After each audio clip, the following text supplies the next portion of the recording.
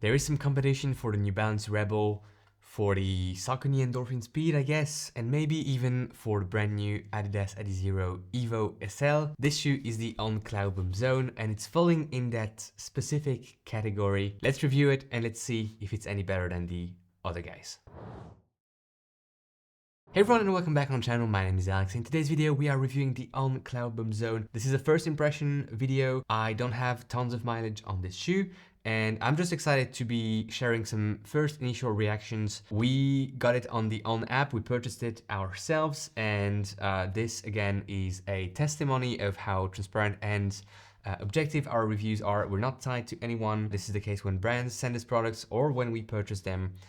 We can just say whatever we want, and this is what we do all the time. If you're interested in this shoe, it's on the On website for now only, I think, and maybe later on it will appear on some of the retailers' websites, but for now it's only on.com if you want to purchase it. Looking at the specs of this shoe, I don't have lots to share with you because there isn't much out there on the internet. What I know is the weight in my size US 11, and that's 242 grams, meaning that this shoe is, on par with the up-tempo category. I think, some of the shoes like the, again, Rebel V4, the Evo SL from Adidas, even the Adizero SL2 are in that ballpark, and 242 is a decent weight for that category. The price point, 220 euros, we'll come back to it at the end of the video because there's a lot to say about it. And that's pretty much all I know. What I can guess, however, is the stack height and the drop. I would say that this shoe is probably around 30 to 33 millimeters of stack height in the heel, and I would assume that it has a 5 or 6 millimeters drop for something like a 27 in the forefoot. That's just my guess, maybe I'm wrong.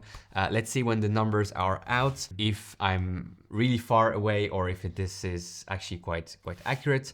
I'm curious myself to see if I can guess correctly stack numbers and drop numbers. Let's look into the upper, and there's a few comments about this upper. It feels very similar to the upper of the Cloudboom Echo 3. This is not a bad or a good thing, depends if you enjoyed it. The breathability of this upper is not ideal. I could see some sweat on the upper when running in this shoe. The good thing, however, and this is kind of like, interesting and counterintuitive, is that because you have a bit of sweat kind of showing at the top of the upper, when you're running, there is a bit of airflow caressing the shoe, and because it's a bit humid, it cools you down. This is actually one of the first time I'm experiencing it in this kind of dramatic fashion. Of course, it's something I noticed already in the past, but with this shoe felt a bit more than with some other shoes. So not necessarily the most breathable upper. It feels a bit plasticky. There's not much ventilation on it. That also explains why it feels a bit warm inside. The fit is, I would say, true to size. It's, for me at least, the right length.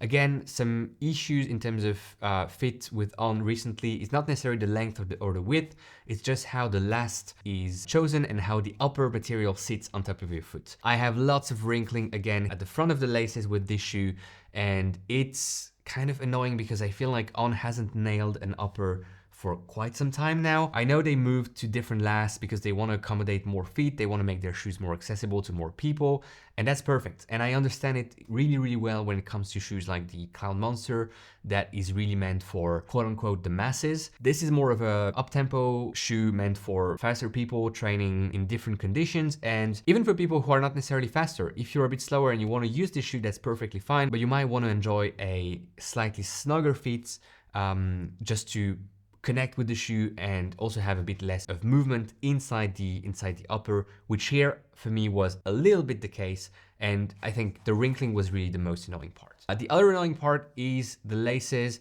I like the design, red and green. I don't know if that's like a nice little connection with Kenya or if it's something different, but anyways, it's a nice little touch. I like it. However, they're textured.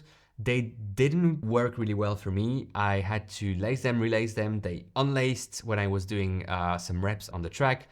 Then I just decided to do a double knot and run like this. I don't usually do double knots unless I have to or I want to be really safe like on race day. Otherwise, I just try laces in a normal fashion with one knot and I see what happens. And for these laces in particular, it wasn't enough and they were unlacing. The heel is relatively pliable. You can remove the insole and that's pretty much it. I think for the upper, the tongue is gusseted, by the way, that I didn't mention. Overall, I think, the experience with the upper is good, but when you're comparing in that ballpark of up-tempo shoes, it's not stunning either. Overall, my experience with the upper was not bad at all. It's actually kind of a good experience. I'm having that price point in my head, and I'm also having that perfection or excellence idea that I'm having with a shoe coming at such a high price point, and I would like everything to be perfect. It isn't, and therefore I'm a bit more picky, if that makes sense. Looking at the midsole, you have Helion HF, so the Helion Hyperfoam PIBA base foam from On, the same you have on the Clouboom Strike, on the Clouboom Strike LS,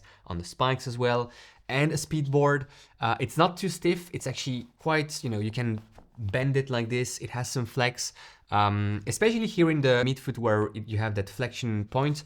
The forefoot is a bit more rigid, I would say. The heel compresses a bit more, and overall that foam is super soft. It's a shoe that can really do loads in terms of leg protection because of how soft this foam is. It's also a shoe that requires a bit more footwork than a traditional plated shoe. That speedboard, like I said, is quite bendable, and you have the feeling of having really a very solid training companion. 99 was the code name for this shoe. It's still written here on the shoe because it can do 99% of your training, and then for the 1% of racing you switch to another shoe, to a racing shoe. So this is supposedly able to do lots of training with you.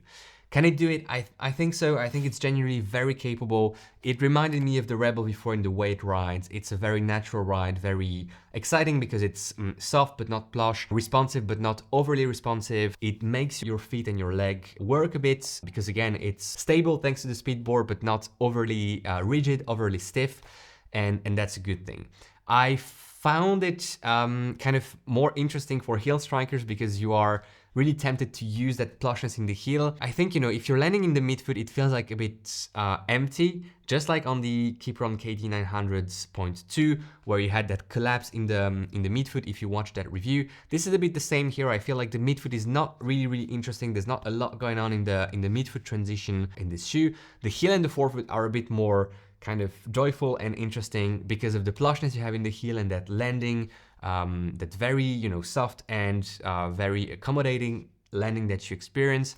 And the forefoot offers you quite some foam to push on, quite some bounce, quite some energy return, and yeah, you can just move on to the next ride in a relatively fast way. What I really enjoy about the shoe, and that's also a testimony to the 99 name, is that it works super well at slow paces. I ran very slow with it, and I also picked up the pace and went around 20 kilometers per hour, so 3 minutes per kilometer on the track with it. And at both ends, it was really capable. Obviously, I think it's, geared towards faster paces, but not many shoes feel so good at slow paces, and this one does.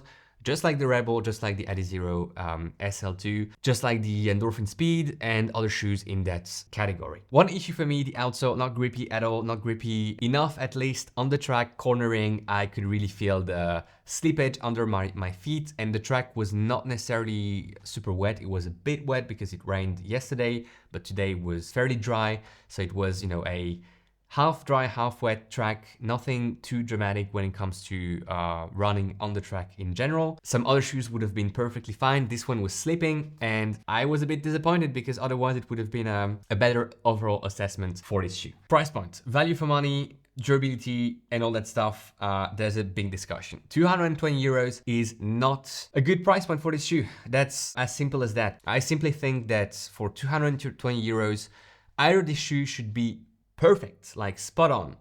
The Superblast is in that price range, and it can do a lot of things. This shoe can do a lot of things, but it's not perfect. And for 220 euros, you need to have perfection everywhere, because otherwise it's just too much money, and the value for money is not good enough. The competitors of this shoe, the Adizero SL2, the Rebel from New Balance, are in that 130 up to 160 euro price points. And this shoe, even with that On pedigree of, being a bit more expensive because it's On, should have been 170, 180, but 220 is not good. If you are looking for something in that category for your training from On specifically, then I guess this is what you will end up buying. But otherwise, I think, you should consider other shoes at a lower price point, because although I am enjoying this shoe and I think I will be running in it, I do not think that I would spend 220 euros on it if I were a runner not reviewing shoes on the internet.